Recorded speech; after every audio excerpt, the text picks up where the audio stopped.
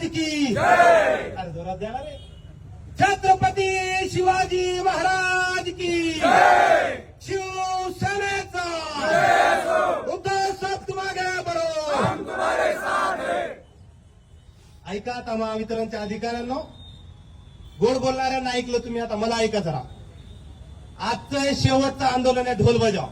याच्यानंतर तुमचे ढुंगण फोडो आंदोलन होणार आहे, हे लक्षात घ्या. वसीम तुम्हारे अरे तुम्हाला संदेश भाऊनं सांगितलंय आम्हाला गुन्हे वगैरे नवीन नाही. किती गुन्हे दाखल करा तुम्ही, करून करून काय करणार. तुमच्याजवळ 353 पेक्षा दुसरी मोठी कलमच नाही आमच्यासाठी. आता आतंकवादी तर नाहीच आम्ही.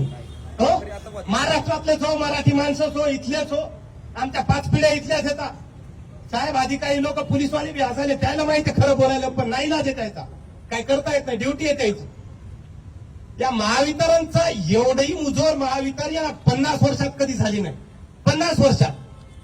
आणि चव्हाण साहेब जेव्हापासून आले, चव्हाण साहेब स्वतः आजारी असल्यामुळे पूर्ण महावितरण आजारी करून टाकली. त्या चव्हाण साहेबांना मी नम्र विनंती करतो, साहेब तुमचं वय झालं, तुम्हाला वर्कलोड सहन होत नाही, तुम्ही आता स्वेच्छेनं रिझाईन घ्या, व्हीआरएस घ्या, घरी जा, मस्त लेकरा बाळासोबत मस्त एखाद्या थंड हवेच्या ठिकाणी बंगला घ्या आणि आराम करा. कारण मरणाचे पैसे कमवलेले आहेत तुम्ही, पैसे खूप आहेत तुमच्याजवळ, पैशाला घाटा नाही. काय 2-4 तोटे तुम्ही ठेकेदार ठेवले हाताखाली, आणि त्याला हाताखाली घेऊन तुम्ही पूर्ण जिल्ह्याची सत्यानाश करून टाकला तुम्ही. आता मीटर बसवण्याचं काम सुरू आहे आपलं, ज्याच्यासाठी आज आंदोलन होत आहे, या इलेक्ट्रॉनिक डिजिटल मीटरचं. यांच्याकडे कोणताही शासनाचा जीआर परिपत्रक नाही की मीटर बदला म्हणून. असेल तर दाखवा आम्हाला तुमच्याकडे कोणतं परिपत्रक आहे, कोणत्या परिपत्रकानुसार आणि कोणत्या शासन आदेशानुसार तुम्ही हे मीटर बदलायलेत. कोणता आदेश नाही. कोणत्या तरी भामट्या कंपन्या आल्या, 650 रुपयाचं मीटर आहे ते, 650 रुपयाचं. 10-10 हजार रुपयाचे आता मेसेज येणार आहेत. सगळ्यांना ऐकून घ्या सगळेजण, 10-10 हजार रुपयाचे मेसेज येणार आहेत तुम्हाला हे मीटर बदलण्यासाठी. आणि मीटर बदलण्यासाठी त्या घरमालकाची, त्या कंझ्युमरची परवानगी लागते लिखित.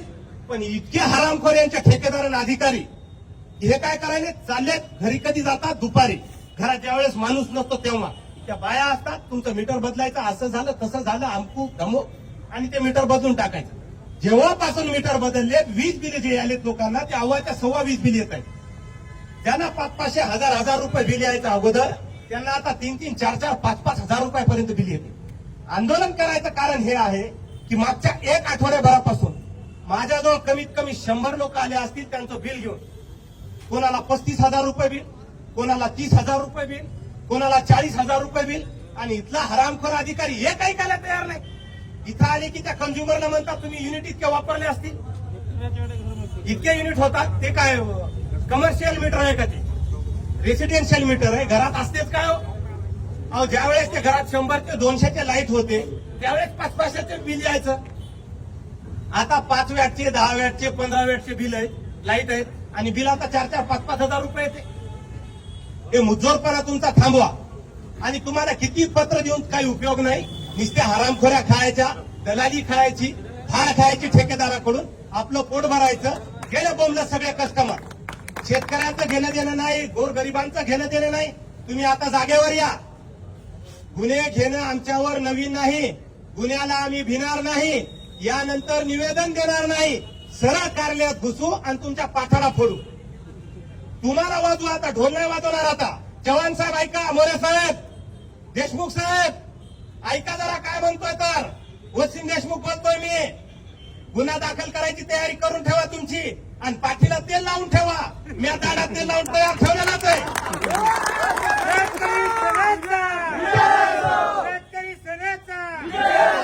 माझी जमानत घ्यायला सोनवणची तयारच ठेवली मी. मला नाही फरक पडत. काल माझी तर अपेक्षा होती की पोलिसांनी मला सोडूच नाही, पण पोलिसांनी काल मला सोडून दिलं. मला वाटलं ठेवतील 1-2 दिवसात. मी कधी गेलेलो नाही गेला, मला जरा आजची हवा पाहून येऊ. पण त्यांनी 2 दिवसात मला दिवसभर 2-3 तासात दिलं सोडून. काय विषय होता कालचा, शेतकऱ्यासाठी कृषी मंत्र्याची गाडी आणून. आणि अडचण काय व्हायली, हे इतका अधिकारी चांगला माणूस आणून ठेवलाय आपले ठाणेदार साहेब. यायला समोर गेलं की अर्धी एनर्जीच चालली माणसाची. त्याच्याकडे पाहिले की ते अग्रेसिव्हपणा संपायलाय. पण साहेब तुम्ही थोडे बाजूला व्हा, यायला जरा दाखवू द्या आम्हाला. शिवसेना काय असते याला एकदा दाखवू द्या. त्या पालिकेचं आपण आंदोलन केलं संदेश भाऊ, त्या पालिकेवाल्यांनी इतके पैसे खाल्ले आणि पोट भरू पैसे खाल्ले. त्याच्यावर कारवाई नाही, त्याचा कोणता अहवाल नाही, चौकशीचं काय झालं ते माहित नाही. ती दुसरी एक भामटी कंपनी आणली अशोका, ते खेड्यापाड्यानं सगळे ते पोलला टाकणं सुरू आहे, लोखंडी पोल 4 पोल टाकायचे, 10 पोलचं बिल उचलायचं. तुम्हाला काय वाटतं आम्हाला माहित नाही? आम्ही डोळे झाकून आहेत, सगळं माहित आहे आम्हाला, पण आम्ही पाहतोय की तुम्ही किती दिवस हे करता, किती दिवस तुमचं चालणार आहे. 15 दिवसापासून त्या मस्तानशाह नगरच्या कामाचं चालू आहे. तुमचा ठेकेदार म्हणतोय साहेबाला बोला, साहेब म्हणतात ठेकेदाराला बोला. तुम्हाला आता उद्यापासून दाखवतो कोणाकोणाला बोलायचं ते. तुमचं बस झाला आता नाटक. आज संध्याकाळपर्यंत ते जर काम उभं राहणार राहिलं तर तुम्ही आहे तर मी आहे. गाठ शिवसेनेची आहे तुमची, लक्षात ठेवा. भारखाना आता बंद करा तुमची, आणि आजपासून तुमचे ते बोगस मीटर जे बसवले ते काढायला सुरुवात करा. ते हरामखोर ठेकेदार कोण आहे त्याला बोलवा, त्या बोगस कंपनीवाल्याला बोलवा, त्या पूर्ण त्याची चौकशी लावा, त्याच्यावर कारवाई करा. त्या ठेकेदाराला काळ्या यादीत टाका, ज्या अधिकाऱ्यानं भार खाल्ली त्याच्यावर चौकशी करा आणि त्याला सस्पेंड करा. शेवटचं सांगतो, याच्यानंतर सांगणार नाही. शेवटचं सांगतो तुम्हाला आज, याच्यानंतर कोणतंच आंदोलन नाही. यांच्यानंतर तुमची पाठ वाजवायचा कार्यक्रम आहे, लक्ष देऊ नाही का? अरे हरामखोरांनो जराला जा बाळगा. हा, हे तुम्ही सांगा, तुम्ही कष्ट, तुम्ही सामान्य माणसात ना, सांगा. 3-3 हजार रुपये ले रहे मीटर बिठाने के. मी देवठाण्यावरचा आहे. देवठाण्यामध्ये 5-5 हजार रुपये घेतले मीटर बसवण्याचे, आणि ते परवा दिवशीच मीटर आमच्या तोडून नेलेले आहेत, आणि पूर्ण म्हणजे अर्धा गावाचा अंधारामध्ये आहे.